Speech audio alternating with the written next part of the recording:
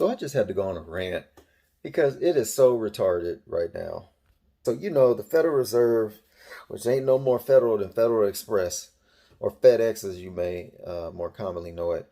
The Fed has got to increase these interest rates again, right? Coming in May, we got another uh, Fed decision, and the statistics are showing that they're going to uh, increase those rates.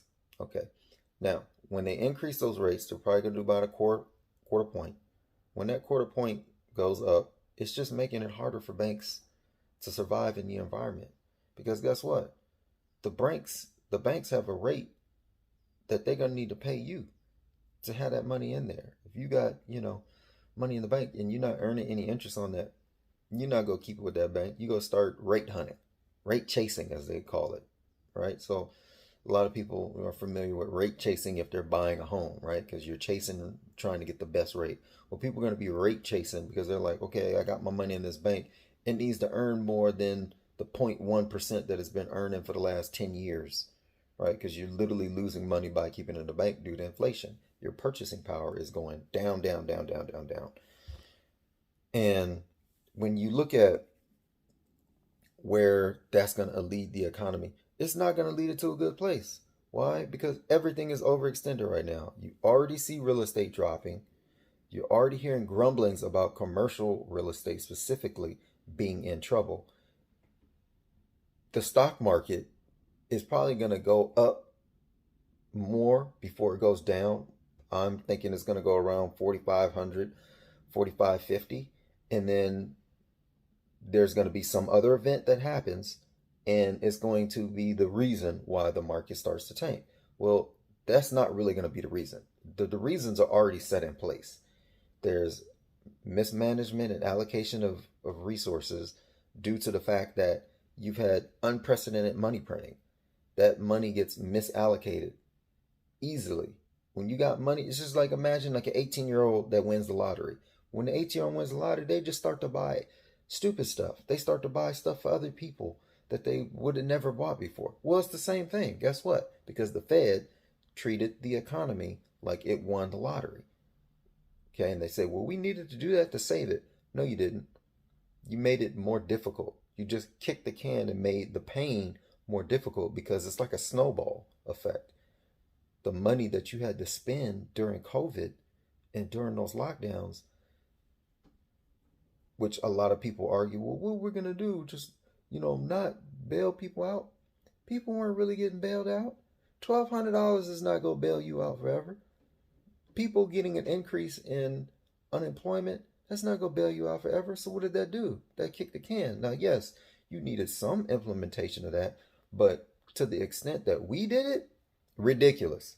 Absolutely ridiculous. It's unacceptable how much money, and it's irresponsible how much money has been printed.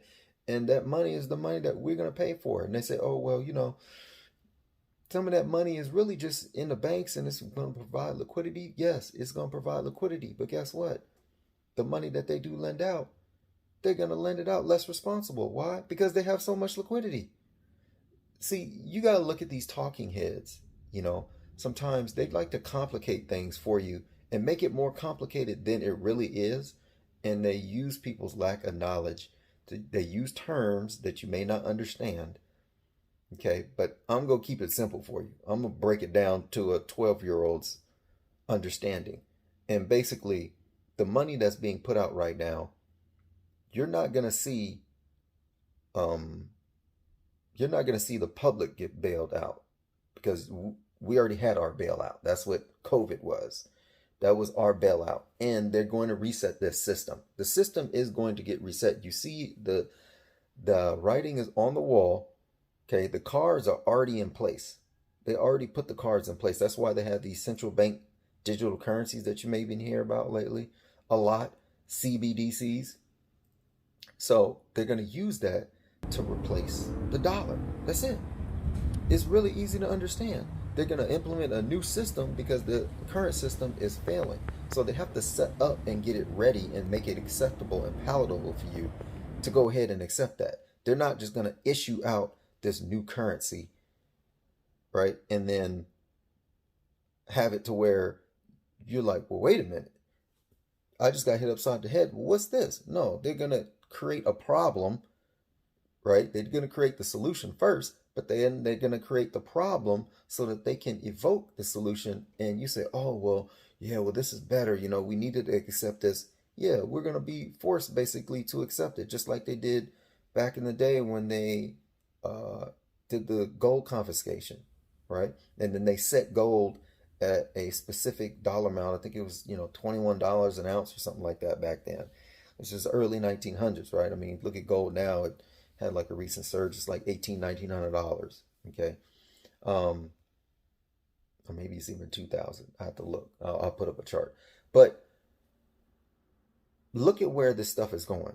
It's going towards a point where you're not going to have people being able to afford chicken, eggs, basic goods and services. Stuff costs way too much. I can't imagine being in a city like LA, New York, Miami, San Francisco, Atlanta, major cities where you have a family of, let's say, two, you, your spouse, and a child. Okay. Family of three or even four, right? When you're having the cost of those basic goods and services go up like they're going, where are you going to go? You can move to the South, you can move somewhere cheaper, but can your income follow you? That's one of the big problems. Can your income follow you?